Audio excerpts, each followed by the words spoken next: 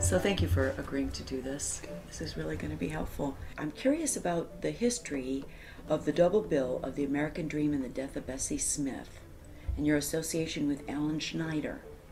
Well, Alan didn't direct the zoo story because I had committed it to another director, but he directed Krapp's Last Tape on the same double bill. And I'd seen Alan's work before, all the Beckett plays that he'd done. And I admired him a lot, and so with my next play, Alan directed it.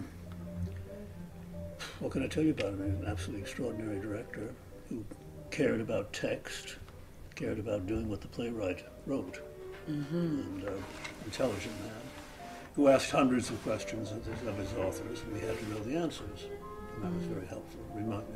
Pointed out to me that I knew the answers, even though I hadn't known what the questions were going to be, which was nice. And I worked with Alan a lot. He directed maybe 12 or 13 of my plays. Right, so right. Richard Barr, Alan Schneider, and I became sort of a family, a theater family.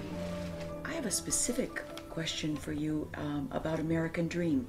There's that scene between Grandma and the young man, and then he starts into the monologue, and partway in he says to her, "Are you old enough to understand?" And can you tell me what that means? With age comes wisdom in theory. So he's asking her if she has the wisdom to, and the open mind to receive what he's about to say? Certainly. Okay. Certainly. Okay. Since she is 86 years old, she should be old enough. That's what I mean. But That's some why I'm people surprised don't that get he... there ever, of course. Why do you find directing these two plays together right now an intriguing notion? Because I've directed them several times. Together? Together. And they work well together. I like them together, and I thought it would be fun, since I'm not doing anything else this spring, besides three other productions, and birthday celebrations happening right and left. I thought it would be fun to keep occupied. Okay. And I like working at the Cherry Lane Theatre, and these plays are beautiful in the Cherry Lane Theatre, so here we are.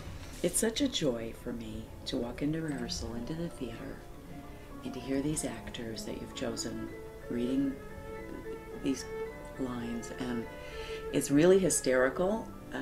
It makes me laugh. It's provocative. It's very moving. What I really like to know is, what do you hope a play, if it is to serve a useful purpose, using a phrase of yours. Just to serve a useful purpose. Play must be useful. And in intellectually, psychologically, philosophically, morally useful. Let's teach people something, make them re-examine their values. If a play doesn't do that, it's just frivolous escapist entertainment, right, which you can theoretically get on television. Right. And what are you trying to teach me, if I represent the audience, when I see American Dream and Sandbox? Look at these people and see how they're living their lives, and be sure that you're not living your own life the same way. Well, Mr. Albee, thank you so much. You're welcome. For this. Now you're going down to... Thanks for the use of the house. Thanks for Cherry Lane, a theatre that I've worked in many times and enjoyed, and I enjoy what you're doing here a lot. You're doing good work. So thank you. Thank you. That's wonderful.